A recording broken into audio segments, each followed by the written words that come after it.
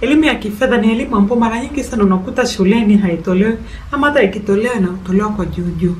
Kama ni mhitimu, inawezekana kama umemaliza ndio chuo, ndio umepata kazi, umeanza kupokea mshahara, unaanza kuwaza kwamba kuna mshahara wangu ni mdogo, hautoshi ya matumizi yangu, kuna vitu vingi sana vya kufanya. Je, nilipe kodi, ni hama nyumbani kama nilikuwa naishi nyumbani, nianze kulipa mkopo wangu, nianze kulipa madeni yangu labda ya chuo.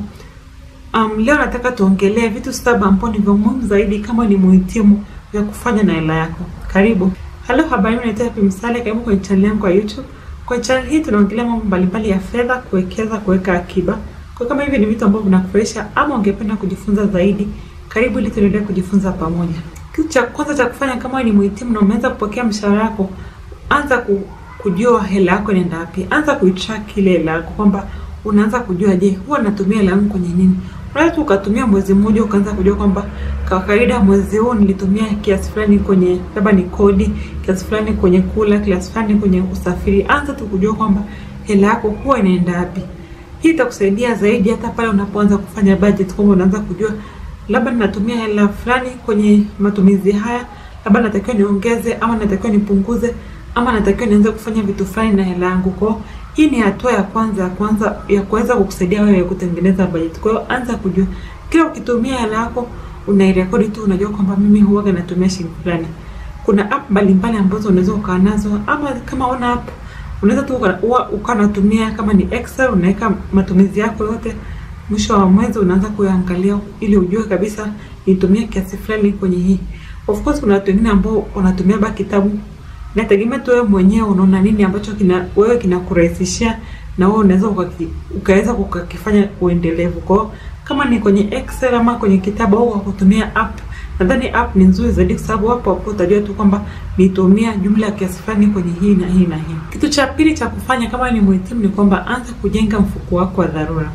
Mfuko wa dharura ni mfuko ambao unakuwa na hela, kitu chochote ambacho ulikuwa hujapanga kikitokea, una hela ambayo inaweza kukusaidia. Kwa mfano ndo labda ni mhitimu, hiyo ndo kazi yako ya kwanza, umeanza tu kupokea mshahara. Inawezekana mshahara wako sio mwingi sana, lakini anza tu kidogo. Hata kama utaanza na 20,000, anza tu hela ambayo unaweka pembeni, uanze kujenga mfuko wako wa dharura. Kitu ambacho kilikuwa hujapanga kikitokea, una hela ambayo unaweza ukaitumia. Kwa hiyo tunasema kwamba mfuko wa dharura unaweza kuwa na miezi 3 hadi 6 ya matumizi yako, lakini ni mfuko ambao unaojenga tu taratibu. So lazima kwamba uwe tayari baada ya mwaka umekamili, hapana. Hata tu kiasi kidogo cha hela ambacho unacho kutegemea na mshahara wako, unaweza tu kaanza na 20,000, 30,000 unaweka tu pembeni, hela ambayo uitumie kitu ambacho ulikuwa hujapanga kikitokea, unaweza kutumia hela. Kwa mfano mara nyingi sana unaweza kukuta kwamba ulivyoajiriwa kazi yako ya kwanza, labda kuna vitu ambavyo labda insurance haulipiwi, labda mpaka umalize probation ndio utapata insurance. Kwa hiyo kuna vitu ambavyo vinatokea labda ukiwa mfanyakazi kabisa ambao umekuwa employed hapo, unaweza ukawa unapata, lakini labda haulipi insurance. Sasa ghafla ukaanza kuumwa, unahitaji hela ya kwenda hospitalini. Mfuko wako wa dharura ndio utakusaidia. Ile ambayo ulikuwa unaiweka pembeni itakusaidia ili uweze ukajitibu. Cha tatu cha kufanya na hela yako ni kwamba anza kuelewa madeni yako. Jua una madeni kiasi gani, jua una riba unaolipa kiasi gani. Mara nyingi sana kama umesoma chuo, unaweza kuwa una deni la chuo ulikuwa unalipa labda na serikali, inabidi uanze kulipa. Kwa hiyo ni vizuri zaidi ukaanza kujua, je, hivi kwa jumla mimi nadaiwa na serikali shilingi ngapi? Je, kuna riba yote ambayo nalipa? Kama kuna riba ni kiasi fulani. Ukianza kujua, utaanza kupanga pia mipango ya jinsi ya kulipunguza ile deni. Na uzuri kwamba sio lazima ulipunguze haraka. Ni kiasi kidogo tu ambacho kila mwezi unaweza ukawa unalipa. Kama una hela ziada unaweza pia ukalipa ili ulipe ile deni lako lote. Kwa ni vizuri zaidi ndio umeanza kazi, hiyo ndio kazi yako ya kwanza, lakini uanze tu kujua hapa nilipo ndio ndio kazi yako ya kwanza, lakini na madeni, na kuna madeni ya chuo, kuna madeni ambayo labda niliachukua nilikuwa sijapangilia. Haya yote ndio madeni yangu na riba ni kiasi fulani. Uanze tu kupanga ule mpango wa kuyalipa. Kwa madeni yasikuogopeshe, inaweza kuwa ni makubwa lakini yasikuogopeshe, ili mbele tu na mpango wa kulipa madeni. Tabia 4 ya kuwa nayo kifedha kama wewe ni mhitimu ni anza kujengea tabia ya kuweka akiba. Kuweka akiba ni muhimu sana. Nakumbuka nilipokuwa nimeanza kazi, kuna kitabu nilikuwa nimesoma cha kuhusiana na fedha, ikafundisha kwamba unapopokea hela yote unaweka tu 10% ya hela kwa ajili ya akiba. Na mimi ndo ilinisaidia sana. Ilinisaidia kwamba hata nilikuwa sijazoea, kwa sababu mwanzo unakuwa ukiwa chuo haupokei mshahara, unakuwa tu labda pocket money.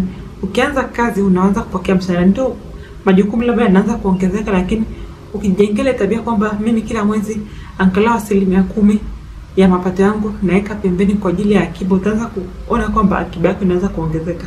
Na hii ilinisaidia kwamba hata nikaanza tu kujenga akiba yangu. Ilinisaidia, kuna wakati nilikuwa nataka kusoma, nilikuwa na hela ambayo nilikuwa nimeweka, ikanisaidia tu nikaanza nikalipia hapo hapo. Na nisingekuwa nimefanya hivi, ungekuta kwamba sina hela, labda nataka kusoma, sina hela, labda naanza kukopa kwa ajili ya shule. Kwa hii tabia ya kuwekeza tu, unatoa tu 10% kila mwezi ni nzuri, kwa sababu inakusaidia wewe mwenyewe unaanza kujenga hii tabia ya kuwekeza. Inaanza kusaidia wewe unaanza kujenga tabia ya kuweka akiba, na unakuwa tu una hela. Ndio mwanzo unaweza kuona kwamba hii hela ni ndogo, labda haitakuwa chochote, ni ndogo sana. Lakini cha muhimu tunachotaka kufanya ni kwamba tunaanza kujenga ya akiba, kwa sababu kwa mfano leo unapokea 500,000, ukitoa 50,000 unaona kama ni ndogo. Lakini siku ukianza kupokea 5,000,000, ukianza kupokea 10,000,000, kwa sababu umeshajijengea tabia kwamba labda 10% hela yangu naweka pembeni, utakuwa umeshazoea. Haitakuwa shida, kwa sababu kuanzia mwanzoni ulipoanza kuwa unapokea mshahara mdogo ulikuwa unaweka akiba. Tabia ya 5 ya kifedha ya kuanao ni kwamba anza kujifunza kufanya budget.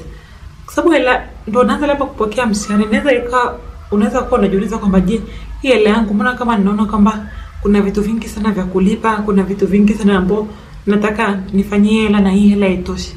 Unaweza tu ukaanza kwamba labda 50% ya vile vitu vya muhimu, kwa mfano kodi, kwa mfano usafiri, kwa mfano chakula, unaweka tena kwenye ile 30% hivyo vitu vingine ambavyo sio vya muhimu lakini lazima utumie hela.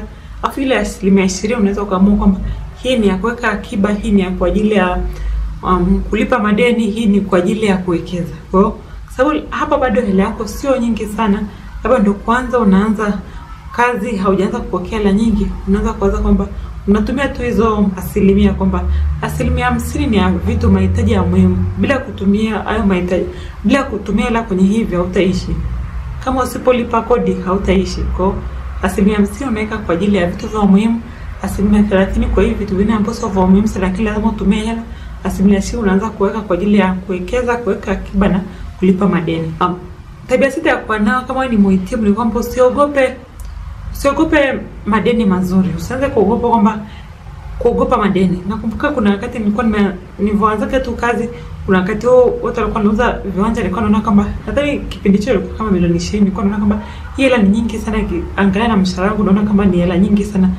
Siwezi kununua hicho kiwanja. Lakini baadaye sasa hivi hivyo viwanja vilikuja kupanda sana bei, nikaanza kuwaza kwamba kumbe hata ningekuwa nimechukua mkopo, ningekuwa nimeweza kulipa ile mkopo vizuri tu, na hicho kiwanja ingekuwa kimeongezeka thamani na ingekuwa tu ni uwekezaji mzuri. Kwa hiyo usiogope madeni kwa vitu ambavyo ni vya umuhimu. Usiogope madeni kwa vitu vizuri. Kwa hiyo anza kuangalia nafasi za, kama ni uwekezaji unaanza kuangalia je, ni uwekezaji upi. Usiogope kwamba bado hauna hela, hapana. Kuna njia nyingi ambazo unaweza kupata hela. Kwa hiyo ndio anza kuangalia macho, anza kujifunza ni vitu gani. Je, kama unataka ndio unaweza ukachukua deni, lakini hilo deni lilo lizuri ili iweze kukusaidia kwamba unajenga hela yako, unajenga akiba yako. Na tabia 7 ya muhimu ya kuwa nayo kama wewe ni mhitimu ni kwamba anza kufikiria jinsi ya kujiwekeza.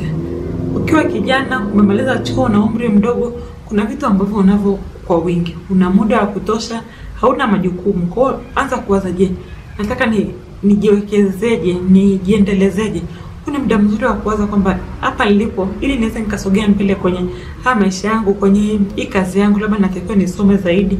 Kwanza kuwaza, je, nichukue kozi gani? Kwa sababu usisubirie kwamba majukumu yakishaanza hapo na watoto ama unataka kujenga, kuna vitu vingi vya kufanya ndio unaanza kuanza kusoma. Hapana.